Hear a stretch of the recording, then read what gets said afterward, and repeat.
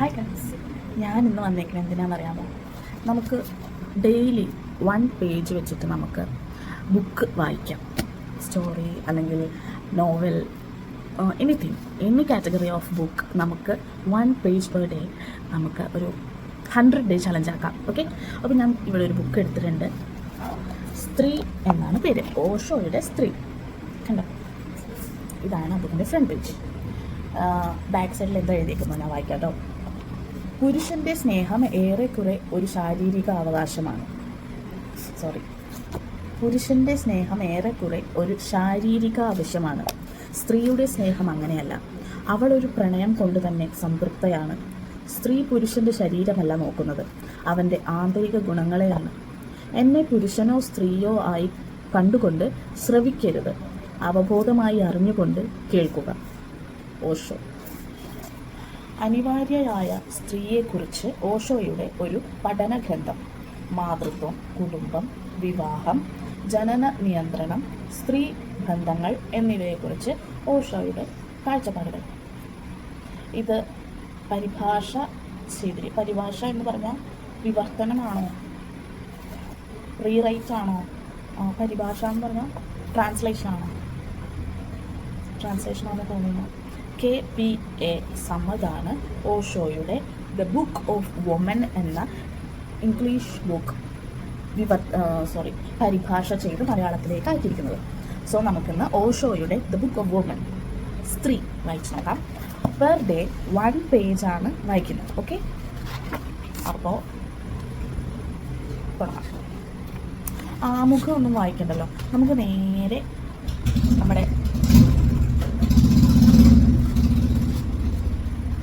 നമ്മുടെ കാര്യത്തിലേക്ക് കിടക്കും. അപ്പോൾ സ്ത്രീ എന്ന് ഹെഡിങ് കൊടുത്തിട്ടുണ്ട്. ഫസ്റ്റ് പേജിനകത്ത് വായിക്കാൻ പോവാണേ. സ്ത്രീകളെ ശരിയായി മനസ്സിലാക്കുകയും അവരെ അംഗീകരിക്കുകയും ചെയ്ത ഈ ഭൂമുഖത്തെ ആദ്യ മനുഷ്യൻ അങ്ങാണെന്ന് ഞാൻ കരുതുന്നു. അഭിപ്രായം പറഞ്ഞാലും. ഇത് ആരോട് ചോദിക്കുന്ന ഒരു ഇൻ്റർവ്യൂ ക്വസ്റ്റ്യൻ പോലെയുണ്ട്. എനിക്ക് തോന്നുന്നു ഓഷോയോട് ചോദിക്കുന്നതാണോ എന്നറിയില്ല, നമുക്ക് കൂടുതൽ വായിച്ചപ്പോൾ അറിയാൻ പറ്റും. ഫസ്റ്റ് പേജ് ആയതുകൊണ്ട് ഇതിൻ്റെ ഒരു കാൽഭാഗം ഇല്ല കേട്ടോ. നെക്സ്റ്റ് പേജൊക്കെ നല്ലോണം ഉണ്ട്. അപ്പോൾ നമുക്കിത് എന്ത് ചെയ്യാം, വായിച്ചു തീർക്കാം. ഞാൻ നിങ്ങളോട് പറഞ്ഞു, സ്ത്രീകളെ സ്നേഹിക്കുകയാണ് വേണ്ടത്, മനസ്സിലാക്കുകയല്ല എന്ന്. അതാണ് ആദ്യമായി അറിയേണ്ടത്. ജീവിതം വളരെ നിഗൂഢമാണ്. അതിൻ്റെ ശൃംഖങ്ങളിൽ നമ്മുടെ കരങ്ങൾക്ക് എത്തിപ്പെടാനാവില്ല. അതിൻ്റെ ആഴങ്ങളിൽ നമ്മുടെ നോട്ടമെത്തില്ല. അസ്തിത്വത്തിൻ്റെ ഏതൊരു ഉദീരണത്തെയും മനസ്സിലാക്കേണ്ടത് ശാസ്ത്രത്തിൻ്റെ ജോലിയാണ്.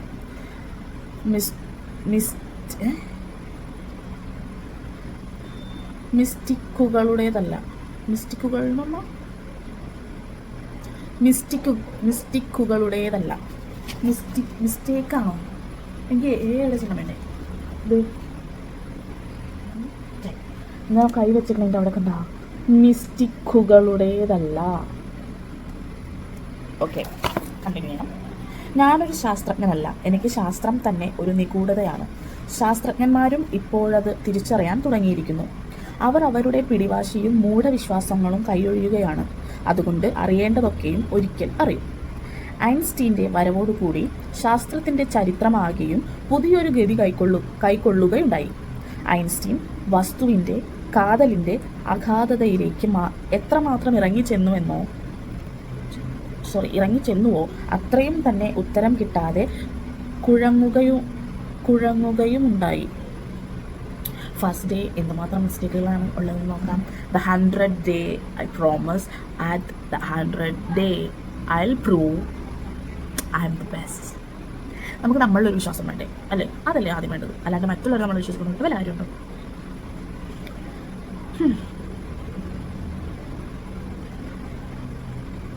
എല്ലാ ന്യായവാദങ്ങളും തർക്കവിതർക്കങ്ങളും പിറകിൽ ഉപേക്ഷിക്കേണ്ടി വന്നു.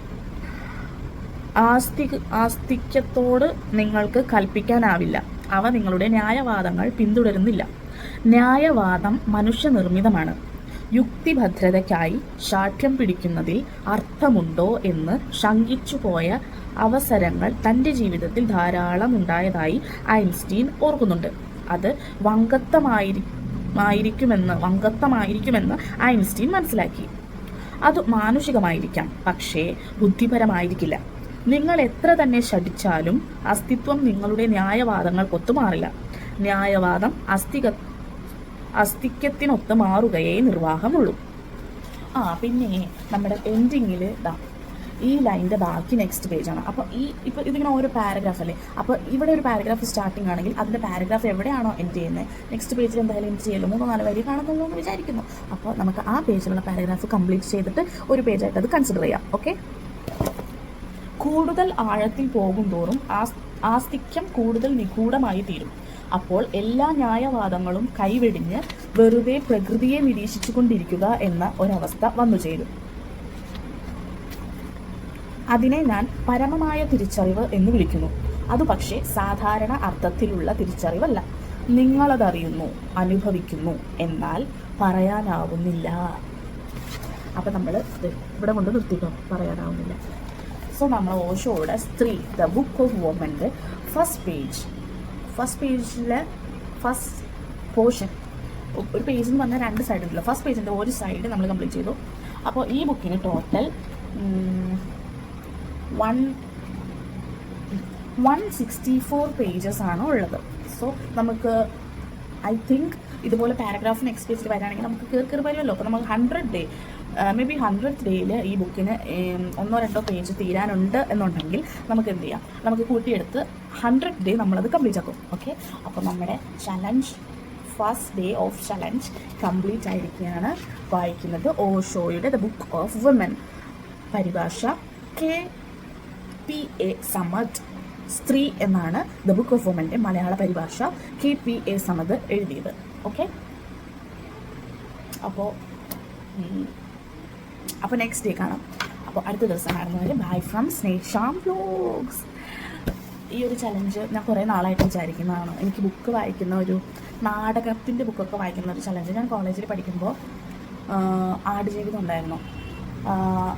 ഉണ്ടായിരുന്നു, പിന്നെ ഒരു നാടകം ഉണ്ടായിരുന്നല്ലോ, ആവശ്യം ഞാൻ ഓർക്കണില്ല കേട്ടോ, പേര് മറന്നുപോയി. അത് നല്ല രസമായിരുന്നു. അത് ഞങ്ങളുടെ മലയാളം മിസ്സ് അത് വായിച്ചുകൊണ്ടിരുന്നു. ശ്രീലക്ഷ്മി എന്നാണെന്ന് തോന്നുന്നു കേട്ടോ മലയാളം മിസ്സിൻ്റെ പേര്. അപ്പം മിസ്സ് ബുക്ക് വായിച്ചുകൊണ്ടിരുന്നപ്പോൾ ഇങ്ങനെ തൊണ്ടയൊക്കെ ഇടുമല്ലോ, നമുക്ക് മലയാളം പറ്റുന്നത് കുറേ നേരം ഉണ്ടാവും. അപ്പോൾ തൊണ്ടയൊക്കെ പറ്റി മിസ്സിന് വായിക്കാൻ പറ്റാതെ. പിന്നെ മിസ്സിന് എന്താ പറയുക, ഒരു നാടകത്തിൻ്റേതായ ഒരു ഭാവങ്ങളൊന്നും പെട്ടെന്ന് നമുക്ക് വായിക്കുമ്പോൾ കിട്ടുന്നില്ല. എനിക്കാണെങ്കിൽ ഉറക്കം വന്ന്, എനിക്ക് പണ്ടാരടങ്ങി. അപ്പോൾ ഉറക്കം വന്നിരിക്കുമ്പോൾ മിസ് ചോദിച്ചത് ആരെങ്കിലും വായിക്കാമോ എന്ന് ചോദിച്ചപ്പോൾ എൻ്റെ ഉറക്കം മാറാൻ വേണ്ടി ഞാൻ പെട്ടെന്ന് വായിക്കാം, അങ്ങനെ ചാടിത്തുള്ളി പോയി. അന്ന് പക്ഷേ ഫസ്റ്റ് ഡേ ഞാനത് വായിച്ച് തീരുമ്പോൾ, ഒരു പേജ് വായിച്ച് തീരുന്നതിന് മുമ്പ് തന്നെ ഞങ്ങളുടെ മിസ്സ് പറഞ്ഞു, നാടകത്തിൽ അഭിനയിച്ചിട്ടുണ്ടോ എന്ന് ചോദിച്ചു. ഞാൻ ഇല്ല. നാടകം വായിക്കാനായിട്ട് പോയിട്ടുണ്ടോ, അങ്ങനെ ബുക്കൊക്കെ നാടകമായിട്ട് വായിച്ച് എക്സ്പീരിയൻസ് ഉണ്ടോ? ഇല്ല.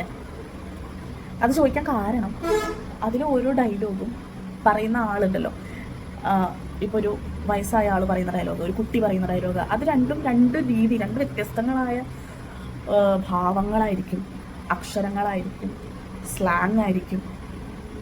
അത് നമ്മളായിട്ട് മാറണം. എനിക്കുള്ളൊരു പ്ലസ് പോയിന്റ് നമുക്ക് എല്ലാവർക്കും ഒരുപാട് പ്ലസ് പോയിന്റുകളുണ്ട്, നെഗറ്റീവ്സ് ഉണ്ട്. എൻ്റെ പ്ലസ് പോയിന്റിൽ എനിക്ക് ഏറ്റവും ഇഷ്ടപ്പെട്ട ഒരു പ്ലസ് പോയിൻ്റാണത്. ഞാൻ വായിക്കുന്ന കാര്യങ്ങൾ അത് എക്സ്പ്രസ് ചെയ്യാൻ പറ്റുന്നുണ്ട്. സോ ഇന്നത്തെ വ്ളോഗ് കഴിഞ്ഞ് നാളെ കാണാം. ടാറ്റാ.